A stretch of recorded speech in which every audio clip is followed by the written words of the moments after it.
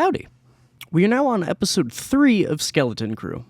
So far things have been pretty good. I haven't had any major issues with the show, and all the story is simple but interesting.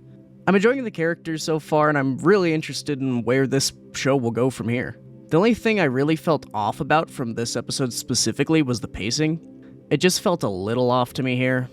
I'm thinking it was probably the beginning transitioning to the middle portion of the episode, but something felt just a little odd to me. Nothing horrendous, though. This episode had some action in it, but the entire middle portion was definitely more of a exposition section and definitely is there to start working with some of the character dynamics. But with all that said, let's get into episode 3. We begin back at At-Aten. The kids' parents are waiting for news about where their children are. A droid comes back and informs them that the kids were on a ship that left the atmosphere. We also learn that the supervisor, who seems to be the leader of the planet, does not want to risk contact to go out and find the kids. This definitely reinforces that the planet has been intentionally cut off from the rest of the galaxy.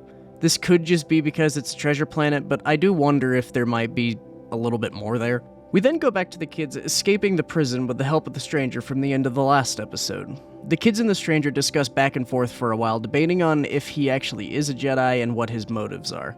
The stranger also introduces himself as Jod Nanawud. The kids and Jod get out of the prison and back into the crowded Port Borgo. After some sneaking around, they take the ferry and get back to their ship. Jod is about ready to leave when the kids convince Jod to go back and save SM-33 if he really is a Jedi. The entire port is out looking for the escaped kids as well as Jod while he sneaks into the droid/scrap room. Jod finds SM-33 but gets seen by one of the pirates who calls him Captain Silvo, which is the pirate captain that got betrayed by Brutus and the rest of the crew back in episode 1. The pirate talks to Jod for a bit before Jod mentions that he has finally found the big score, referring back to the kids. The pirate says that he should report that back to Captain Brutus and to call the guards in. Meanwhile, the kids are back on the ship arguing if Jod is a Jedi or not, and Jod comes back on one of the ferries while getting shot at by several pirates. Jod and the kids try to take off with the ship, but the fuel line is keeping them tethered. Jod then goes into hyperspace in order to break the fuel line, which snaps back and smashes into the port, which was kinda cool looking. KB gets SM-33 back on, and the kids relax and eat some food while Jod looks around the ship. SM-33 finds Jod, and they have a conversation about the kids. Jod is wondering if they really are from At-Aten, and SM-33 says that they are definitely from somewhere. The kids are back talking about At-Aten, and Neil mentions that he thinks the great work of the planet might have something to do with their money. Jod enters back in, and then they cut off the conversation as a whole. The kids go and get some rest while they wait to arrive at a sort of research facility. Jod lands the ship away from the facility because he doesn't fully trust this friend that they are here to see. This friend is supposed to be able to help them find where At-Aten is, by the way. This friend sees them walking up on surveillance and thinks the kids have been kidnapped by Jod. She calls some sort of law enforcement and informs them of said situation. When Jod knocks on the door, the friend calls him Crimson Jack, which I've heard some people say could be a reference to the Crimson Dawn, which is Maul's pirate faction. They head into the facility and find the friend, an owl creature named Kh'ymm. The kids mention that they are from At-Aten, and Kh'ymm says that it has been intentionally hidden from the galaxy.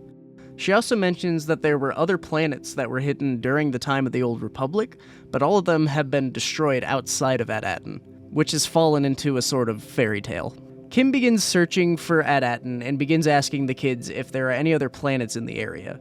KB mentions that in school they learned about Coruscant and Alderaan. Kh'ymm chuckles at Alderaan and asks the kids if they missed the war entirely. The kids seem to have no clue about any war. This makes me wonder about how long the planet has been hidden. If they weren't aware of any war, that means they definitely missed the entire Imperial reign as well as the Clone Wars.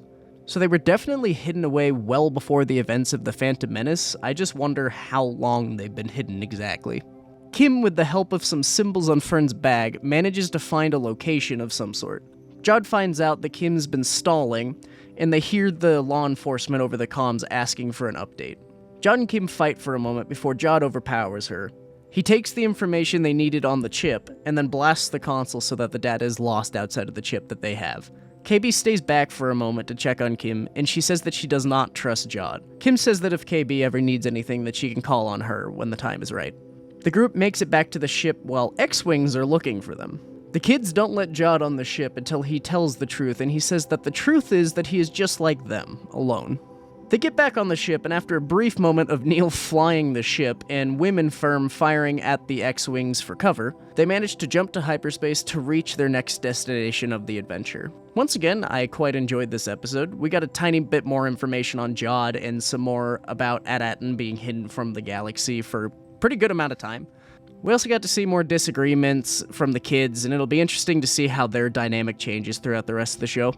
I'm also interested to see what SM-33 has to do with the rest of the story.